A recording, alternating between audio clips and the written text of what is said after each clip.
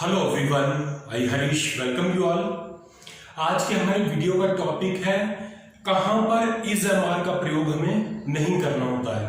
बहुत सारे स्टूडेंट्स ऐसे हैं जो इंग्लिश के सेंटेंस जब बनाना शुरू करते हैं तो वो कंफ्यूज हो जाते हैं कि क्या जैसा पार्ट हिंदी में दिखाई देता है, जैसा जो शब्द हिंदी में दिखाई देते हैं बिल्कुल वैसा का वैसा ही नीचे लिख देना होता है। नहीं, ऐसा नहीं होता है। बहुत सारी ऐसी जगह हैं जहां पर हमें यह लगता है कि इज एम आर की जरूरत है, यहां पर इज एम आर जैसी कोई बात दिखाई दे रही है, लेकिन वहां पर इज एम आर का प्रयोग नहीं किया जाता है। जो भी ये वीडियो देख रहे हैं हो सकता है उनमें से कुछ लोगों को ये जानकारी पहले से हो। अगर आप ये पहले से जानते हैं कहां पर इज एम आर का प्रयोग नहीं किया जाता है तो बहुत अच्छी बात है, और जिनको नहीं आता है वो इस वीडियो के एंड तक बने रहिए, आपको ये जानकारी हो जाएगी कि कहां पर हमें इज एम आर का प्रयोग नहीं करना होता है। तो चलिए शुरू करते हैं। ये पहला हिंदी में वाक्य लिखा हुआ है, वह आ सकता है। अब यहां पर है एंड में है लगा है, लेकिन इस सेंटेंस को बनाने में इज का प्रयोग नहीं होगा। वह आ सकता है, इसकी अंग्रेजी क्या होगी? आ सकता है। इसका मतलब वह का मतलब है किसी मेल की बात हो रही है, यहां पर ही का प्रयोग किया जाएगा। He can come, he can come. अब ये इंग्लिश का सेंटेंस बन गया, लेकिन ये सेंटेंस बिल्कुल कंप्लीट है और है के लिए यहां पर कहीं पर भी हमने इज का प्रयोग नहीं किया है। क्या वजह है कि यहां पर इज का प्रयोग नहीं किया गया है? वजह यह है कि कैन यहां पर हमने लगाया सकता के लिए। कैन एक मॉडल वर्ब है, ये किसी क्षमता को बताता है, किसी की क्षमता को बताता है। सकना, कोई क्या काम कर सकता है, तो यहां पर एक ये क्षमता बताई गई है कि वह आ सकता है, यानी उसकी आने की क्षमता है, वह आ सकता है। तो जब हम कैन का प्रयोग करते हैं या किसी भी मॉडल वर्ब का प्रयोग करते हैं तो वहां पर इज एम आर का प्रयोग नहीं किया जाता है। तो कैन के अंदर ही है छुपा हुआ है, ही कैन कम। अब इसी तरह से यहां पर है का प्रयोग है।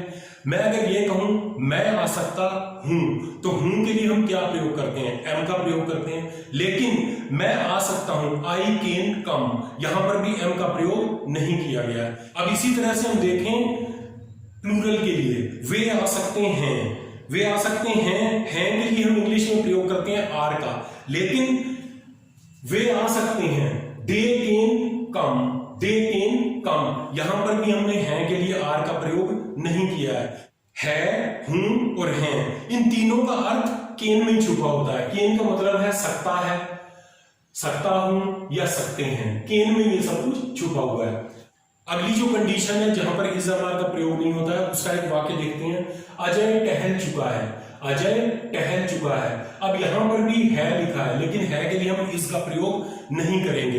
इसी तरह से मैं टहल चुका हूं, उसके लिए भी अगर यहां पर हूं आ रहा है तो हम एम का प्रयोग नहीं करेंगे ऐसे वाक्यों में।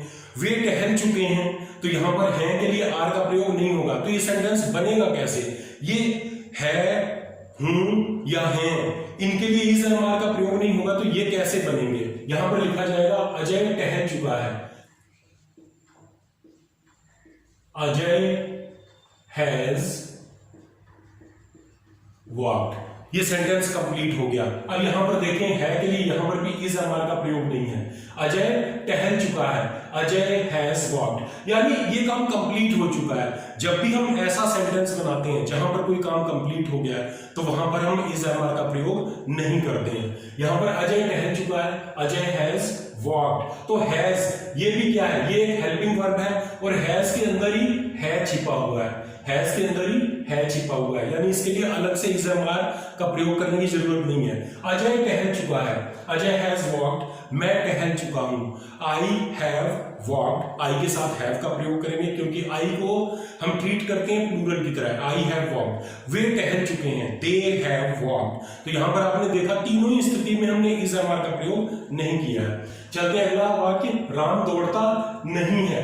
अब यहां पर राम दौड़ता नहीं है, जब नहीं है जैसी बात आ जाती है, नहीं है प्रेजेंट के लिए इज एम आर कहां प्रयोग होते हैं? प्रेजेंट टेंस में। तो है का मतलब क्या है? प्रेजेंट में बात हो रही है।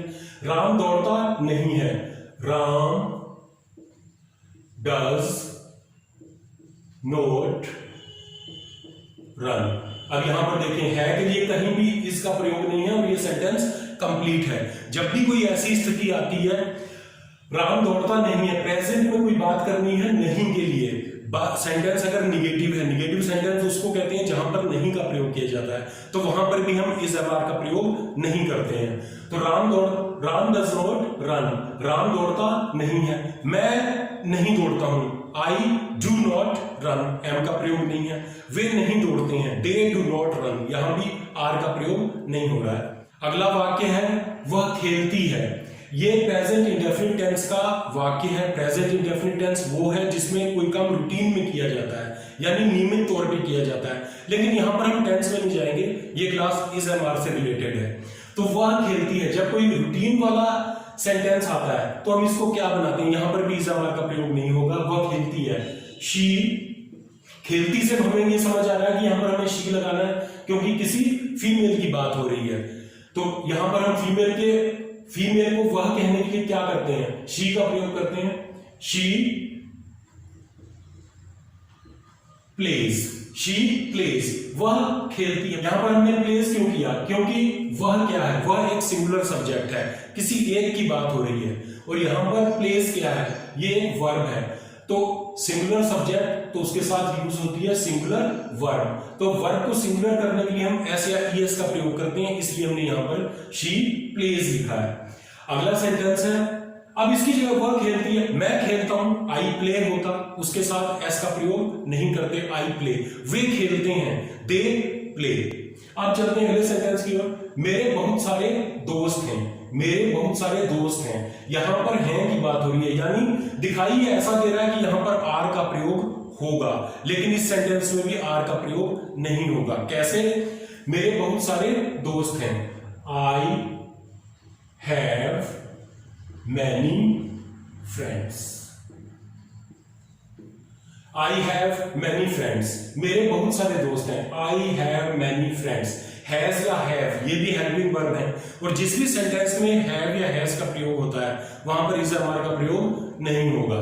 आई हैव मैनी फ्रेंड्स, यहां पर मेरे बहुत सारे दोस्त हैं, लेकिन अगर यहां पर सेंटेंस होता है, ये वाक्य होता है, उसके बहुत सारे दोस्त हैं, तो हम यहां पर लिखते हैं ही हैज, तब हैव की जगह यूज होता हैज।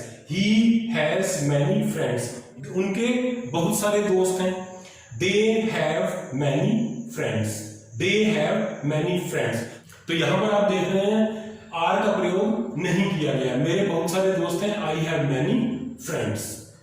अगला है कहां स्लैश कब स्लैश क्यों स्लैश कैसे जाना है। ये स्लैश का मतलब होता है या तो सेंटेंस को कहां जाना है, कब जाना है, क्यों जाना है, कैसे जाना है। ऐसे ही जाना भी एक क्या है, जाना की अंग्रेजी होती है गो, और गो एक वर्ब है।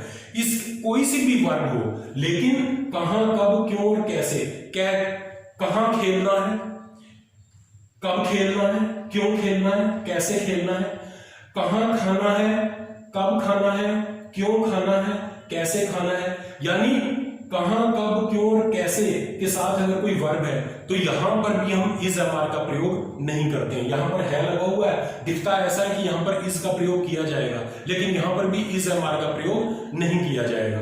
कैसे, अब यहां पर कहां जाना है तो हम इसको कैसे बनाएंगे, वेयर टू गो। जब कोई ऐसा सेंटेंस होता है, आना है, जाना है, खाना है, तो टू का प्रयोग करते हैं हम वर्ब से पहले। गो क्या है, गो एक वर्ब है, उसके पहले प्रयोग किया गया टू का।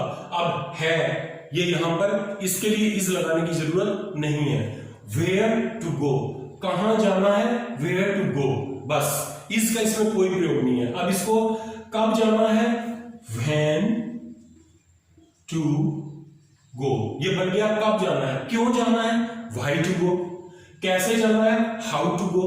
तो यहां पर आप देख रहे हैं इसके लिए इज का प्रयोग नहीं किया गया है। कहां जाना है के लिए हमने इज का कोई प्रयोग नहीं किया है। तो यहां पर आपने ये 6 सेंटेंस देखे, 6 अलग अलग प्रकार के सेंटेंस देखे जिनमें हम इज एम आर का प्रयोग नहीं करते हैं।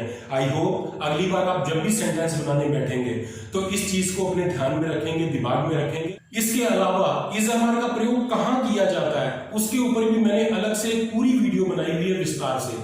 आप मेरे इस चैनल की प्लेलिस्ट में जाकर उस वीडियो को देख सकते हैं। ये जानकारी पसंद आई हो तो इस वीडियो को लाइक कीजिए, इस चैनल को सब्सक्राइब कीजिए और इस चैनल की सारी वीडियोस को शेयर कीजिए अपने फ्रेंड्स और रिलेटिव्स के साथ।